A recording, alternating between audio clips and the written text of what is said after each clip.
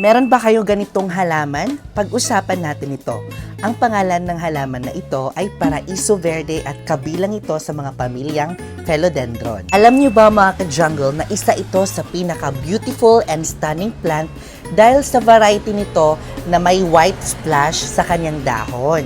Isa po ito sa mga hybrid plant na minsan lang natin makikita. At since ang ating mga Paraiso Verde ay galing sa mga kabundukan, ang pag-aalaga naman dito ay indirect sunlight when it comes to sunlight requirement at sa pagtutubig naman o pagdidilig rather ay dapat sakto lang when it comes to watering. Kaya naman dapat i-check niyo po yung kanyang soil. Kapag dry na po, doon na po kayo magdidilig.